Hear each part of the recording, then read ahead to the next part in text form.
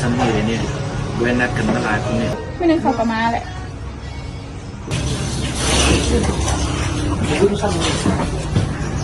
ลูกค้าที่ครับน้ำหลวงบอ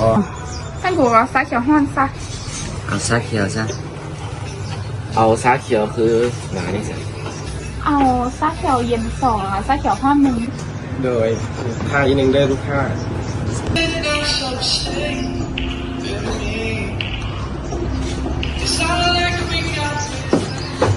เดี๋ยวฮอนมาเสิร์ฟได้ลูกค้า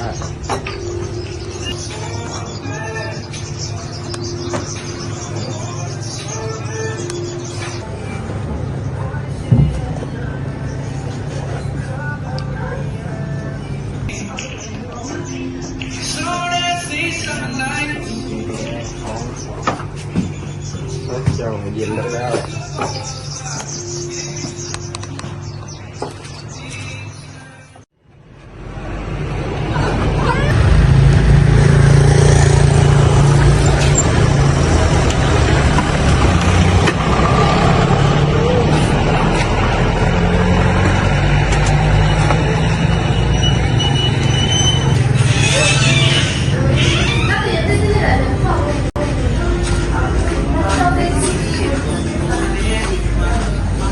สู้โทษเด้อมาซาได้หนึ่ง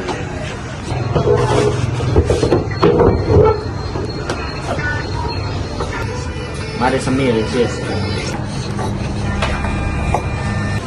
ซื้อรถใหม่อีกชีวิตดีขึ้นว่ะนี่ก็เป็นรถที่คันที่ถึกสุดเลยตอนแรกน่ะไปเอี่ยวรถใหญ่มาละแต่แม่งลูกน้องน่ะเอารถไปล้างก็เลยยืมสู้ฟ้าเลยยืมรถจากลูกน้องมา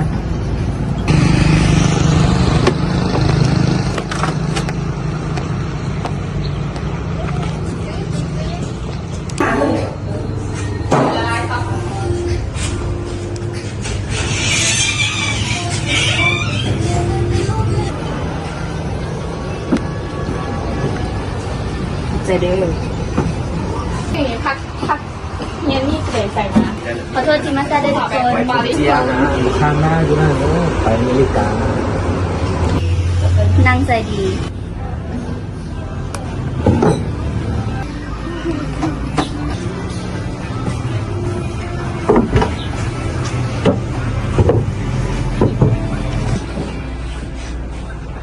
เฮ้ยเป็นคนมาขอบครัว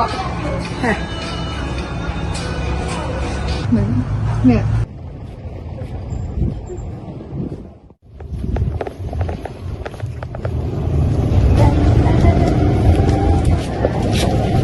เฮ้ยสิดาวะคือยายเป็นสาวแล้วโดยเข้าใจตั้งแต่มาขายเครื่องนี้ได้ขายดีบ่โดยได้ขายดีอยู่เจ้ามาให้อย่างอยู่แถวนี่คอยมาเก็บเงินค่าเช่าให้แม่โดยถ้าอีกนึงเด้อโดยมาเกิดขึ้นในมังงอกสี่ก็ท่านให้เอ่ยคนได้บ่เอ่ยโอ้น้ำเดี๋ยวมาโดยได้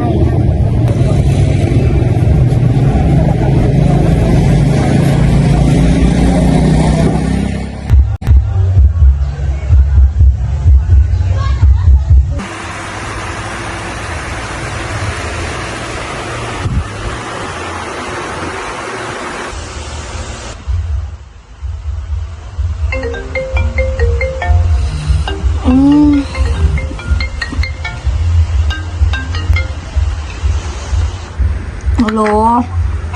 ลมิตรเดือนแม่ เดือนละขายข้าวเช้าแม่ไปแม่บ่สบายผมก็บ่สบายคือกันเดือนแล้วอีนึงไปอีนึงไปงูแล้ว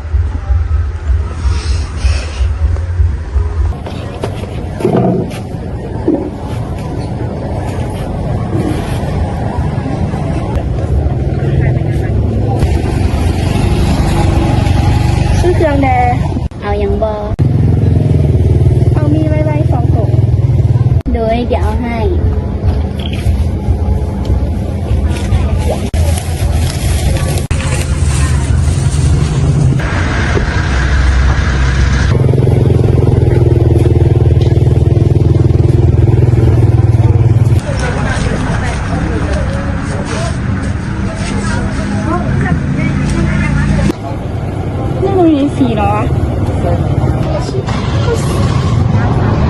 สั่งได้ไหมค่ะ เอาอย่างบ่ โอ้สีดาใช่หรอ โดยนั่นแล้ว เรียนเก่งของห้องคือไม่ได้ขายตังค์อยู่แถวบ้านนอกแค่ อ๋อโดย ฉันเดี๋ยวอุดหนุนเอาไข่หาสิบแตะแล้วก็เอาเจียอีกแกะหนึ่งแกะส้มยีเหลือเทเดอร์ค่ะหาสิบแพ็คสบู่อีกแกะหนึ่งแล้วก็แป้งนัวอีกขอโทษหลายๆเรื่องที่รบกวนได้ต่อค่ะ โดยบ่เป็นหยัง เดี๋ยวเอ้ยไปเอาเงินคาเซาให้ได้หรอ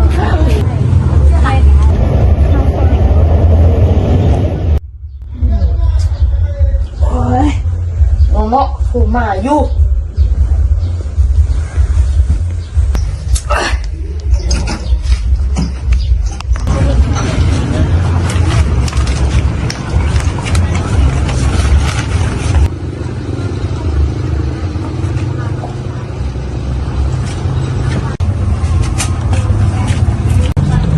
มันไม่มิ่นเหรอวะ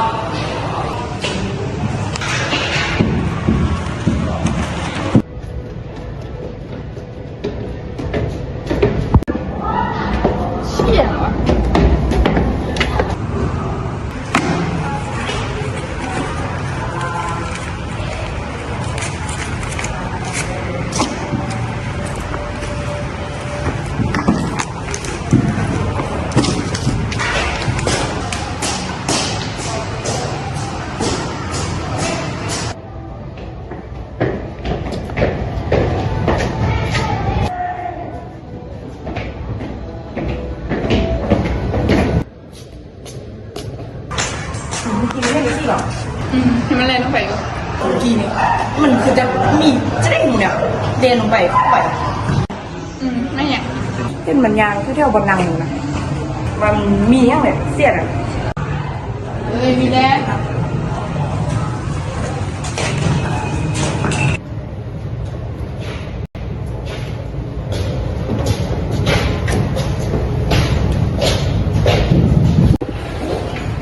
เอาคือหายไปแล้วคือเหลือแต่ใบย่อย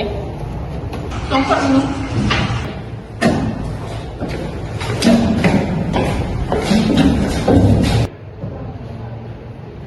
นี่กับบุมี่ว่ะ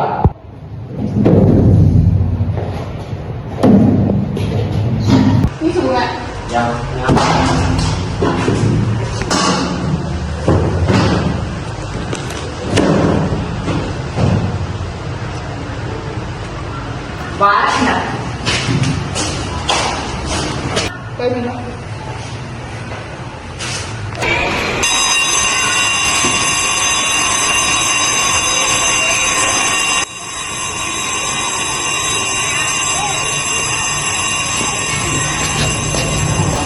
อยู่อันอยู่เนื้อไซส์เนี่ยรถน้ำบักลาอยู่แต่ราคาเห็นรถดีมากกว่า เฮ้ยอีซีเขาอื่นเนี่ย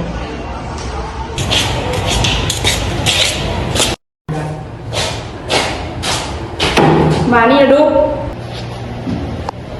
การรักมันกว่ามาเดี๋ยว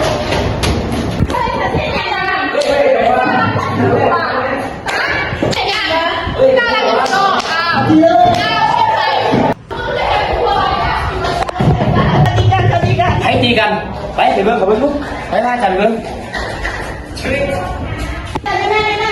คนเอาดีๆขึ้น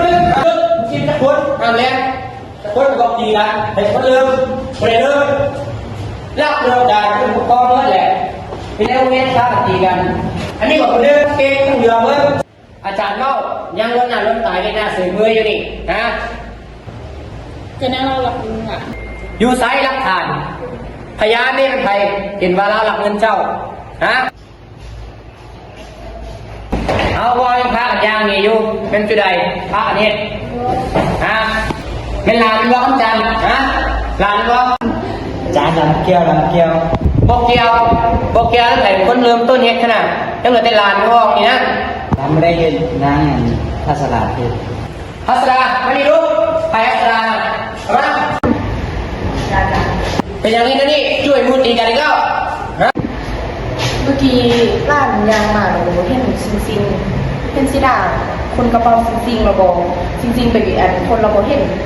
แม่แน่นอนซิซิอธิบายกันฟังลูก ก็นั่นคงจิต ไปมาทำเป็นร่วมกันร่วมกันเชื่อระเบียบไปแล้ว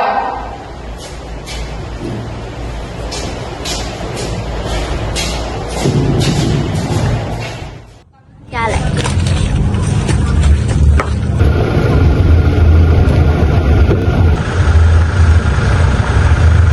เอาสมัยอีเสียนเป็นลูกเจ้าของตลาดสิ หาหูเมื่อกี้แล้วย่าเมื่อกี้มาเก็บขาเสาของแม่ไม่ต้องสนใจ